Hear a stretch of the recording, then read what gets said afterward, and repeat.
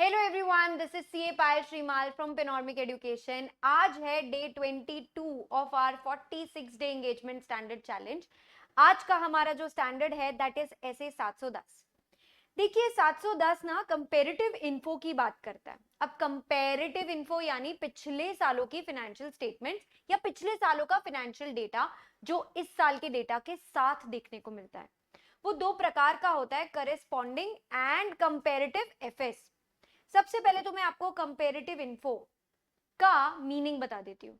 ये होता है पिछले सालों का इंफॉर्मेशन, यानी ऐसा अमाउंट और ऐसे डिस्क्लोजर्स इस साल के एफएस में जो कई पिछले सालों के पीरियड के एफएस है, पिछले सालों के अमाउंट है, पिछले सालों के डिस्क्लोजर्स है, इस साल के एफआरएफ के बगल में उसको डाला हुआ है। मतलब 2020-24 की बैलेंस शीट बनाते वक्त 2020-23 का डेटा जो उसके बगल में चिपका हुआ अपने को नॉर्मली देखने को मिलता है, वो बन जाता है कंपैरेटिव इन्फो। पर इसे कंपैरेटिव एफएस कहूं या करेस्पॉन्डिंग फिगर कहूं, इसकी जब जब कंफ्यूजन हो तो पहले समझ लो, करेस्पॉन्डिंग फिगर में ना पिछले सालों का डेटा केवल नाम मात्र इस साल के साथ जोड़ता है। क्यों? क्योंकि लॉ ने कंपलसरी बोला होता है। जैसे कि कंपनीज एक्ट शेड्यूल 3 बोलता है पिछले 2 सालों का डेटा हमेशा चाहिए, मतलब इस साल के डेटा के साथ पिछले साल का अमाउंट होना ही चाहिए। लेकिन केवल अमाउंट ही तो आता है, डिस्क्लोजर तो सारे डिटेल के इस साल के ही रहते हैं, पिछले साल के तो उतनी डिटेल के रहते नहीं है। मतलब इतना इंटीग्रल पार्ट है करेंट एफएस का, पिछले साल का डेटा इस साल के डेटा का इतना इंटीग्रल पार्ट है कि उसे केवल करंट पीरियड के साथ ही पढ़ना है, उसकी खुद की उतनी डिटेल नहीं दी होती है। बट मुकाबले उसके अगर मैं कंपैरेटिव एफएस कहूं तो इसमें पिछले सालों का फुल डिटेल रहता है। फुल डिटेल मतलब जितना इंपॉर्टेंट इस साल का डेटा है, इस साल के डिस्क्लोजर्स है, उतने ही इंपॉर्टेंट पिछले साल का डेटा और डिस्क्लोजर्स है। क्योंकि इस बार हमने उसको इंक्लूड क्यों किया है? क्योंकि हम दोनों साल के डेटा को आपस में कंपेयर करना चाहते हैं। ये कभी कानून मैंडेटरी नहीं बोलता, ये तो पहले से ही जो इंपॉर्टेंट कंपैरिजन करना चाहते हैं लोग, उसके लिए वो लोग करते हैं। जैसे कि सोल प्रोप्राइटर को अपने पिछले 3 सालों का डेटा कंपेयर करना है, या पार्टनरशिप फर्म को अपने पिछले 3-5 सालों का डेटा कंपेयर करना है, तो उनको कोई एक्ट नहीं बोल रहा है ये करने के लिए, वो लोग स्वयं अपनी मर्जी से ये कर रहे हैं। तो that makes it comparative FS. दोनों की रिपोर्टिंग में बहुत डिफरेंस है, लेकिन दोनों के ऑडिट प्रोसीजर्स एकदम सेम होते हैं। तो पहले मैं आपको ऑडिट प्रोसीजर सिखा के नक्की कर दूं एंड देन हम लोग रिपोर्टिंग वाले पार्ट में चलेंगे। देखिए अगर मुझे पिछले साल का कोई भी डेटा चेक करना है, so these are the steps that you need to follow. आपको देखना है कि क्या उसका क्लासिफिकेशन बराबर हुआ है कि नहीं, क्या वो प्रायर पीरियड के एफएस से, जो पिछले साल का क्लोजिंग है वही तो इस साल का ओपनिंग है, तो प्रायर पीरियड से अग्री तो कर रहा है ना, इस साल के साथ मैच करूं मैं तो। अकाउंटिंग पॉलिसी जो पिछले साल लगाई थी, क्या वही कंसिस्टेंटली इस साल लगाई है? और अगर अकाउंटिंग पॉलिसी में कोई भी चेंजेस आए हैं तो क्या वो ढंग से डिस्क्लोज किए या नहीं किए? अगर आपको गलती से भी डाउट है कि मटेरियल मिसस्टेटमेंट हो सकते हैं पिछले साल का डेटा जो इस साल के साथ बगल में चिपका हुआ है उसमें, कंपैरेटिव में, कंपैरेटिव इन्फो में मटेरियल मिसस्टेटमेंट लगे तो झिझको मत, ज्यादा एडिशनल प्रोसीजर्स करो, अपनी बात को श्योर होने के लिए सबूत इकट्ठा करो। पिछले साल के ऑडिटर भी यदि आप ही थे तो भूलिए मत, 560 सब्सिक्वेंट इवेंट आपको बुला रहा है, क्योंकि पिछले साल के डेटा में जो गलती आती है वो पिछले साल के ऑडिटर को ठीक करने की जिम्मेदारी होती है।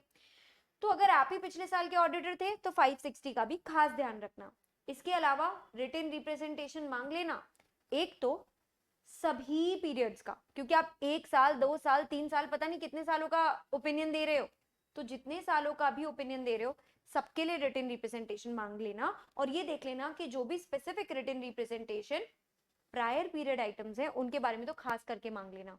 पिछले साल की गलतियां इस साल पीएनएल पे शक्ल पे दिख रहा है प्रायर पीरियड आइटम था, तो स्पेसिफिक रिटन रिप्रेजेंटेशन मांगोगे।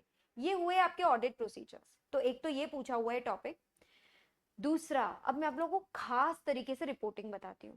देखो जब कंपनीज एक्ट की बात करूं मैं, और मुझे पता है कि वो करेस्पॉन्डिंग फिगर है, तो it is always without saying assumed कि 2024 के साथ तो 2023 का डेटा आएगा ही। तो जब मैं उसका ओपिनियन पैरा ड्राफ्ट करती हूँ या basis of opinion para draft करती हूँ, तो मैं कभी भी 2023 का नाम नहीं लिखती, मैं हमेशा करंट ईयर का ही नाम लिखती हूँ। पिछले साल की रेफरेंस आती नहीं है रिपोर्ट में करेस्पॉन्डिंग फिगर्स के अंदर में। तो रिपोर्टिंग का सबसे पहला लाइन देखिए, ऑडिट रिपोर्ट में ओपिनियन पैरा केवल करंट पीरियड की बात करेगा।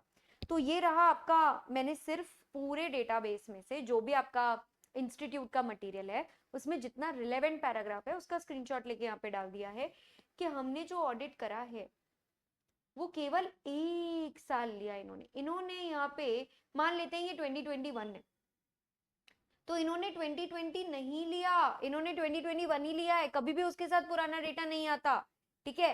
तो opinion para never refers to prior period data, it only refers to current period.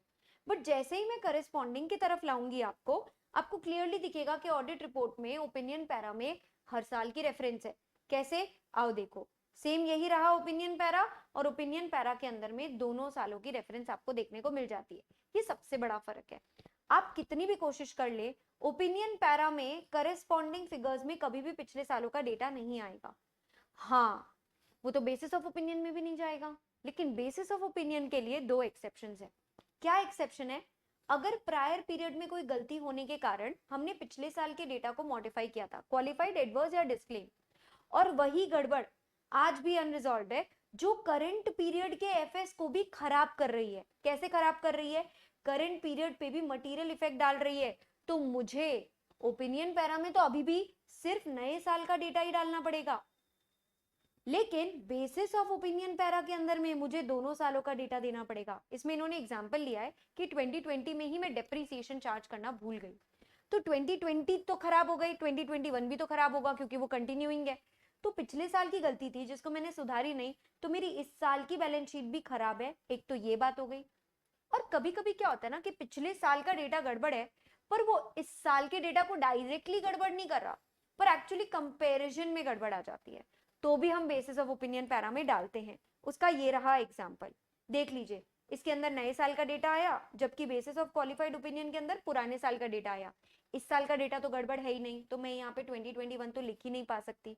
अगर दोनों सालों का डेटा गड़बड़ है तो मुझे दोनों साल की रेफरेंस देनी पड़ेगी, जैसे मैंने ऊपर वाले एग्जाम्पल में किया है। पर नीचे वाले एग्जाम्पल में क्या हुआ है कि इस साल का डेटा तो सही है, लेकिन पिछले साल के डेटा में जो गड़बड़ है वो आज भी है, और उसका असर कंपैरिजन पे पड़ रहा है। तो मतलब गलत सिर्फ पिछले साल का डेटा है। एग्जाम्पल लेती हूँ, अगर पिछले साल की इन्वेंट्री गड़बड़ थी, इस साल की इन्वेंट्री गड़बड़ नहीं होगी, क्योंकि इन्वेंट्री हर साल हम बैलेंस शीट डेट पे काउंट करके ही लिखते हैं। तो इन्वेंट्री तो सिर्फ पिछले साल की गड़बड़ है, इस साल की गड़बड़ तो है नहीं, तो इस साल का तो मैं 2021 का तो नाम ही नहीं ले सकती, मुझे तो पिछले साल का ही रेफरेंस देना पड़ेगा।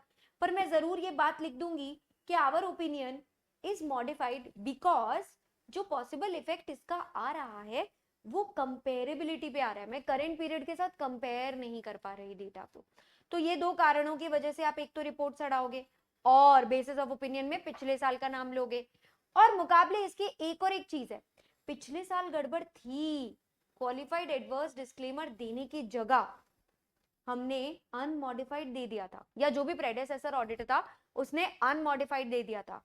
और इस बार भी एफएस खराब तो हो ही रहे, क्योंकि पिछले साल वाली गलती इस साल मिली है मुझे, तो मैं इस साल भी उसमें डालने वाली हूँ क्वालिफाइड या एडवर्स, और पिछले साल का नाम भी मैं लेने वाली हूँ।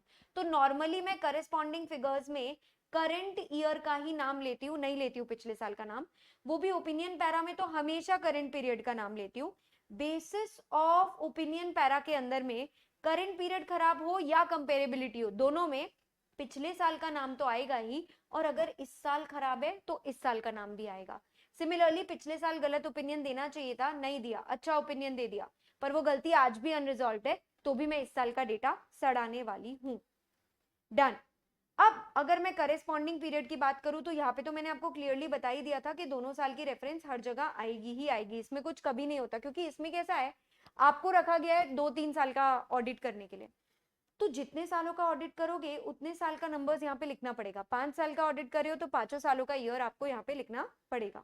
अब मान लेते हैं कि आपसे पहले जिसने भी ओपिनियन दिया था और अब आप दे रहे हैं, या फिर आप ही ने पिछले साल ओपिनियन दिया था अब आप वापस दे रहे हो, any which ways current period वाला ओपिनियन पिछले साल वाले ओपिनियन से मैच नहीं कर रहा है पिछले साल को लेकर।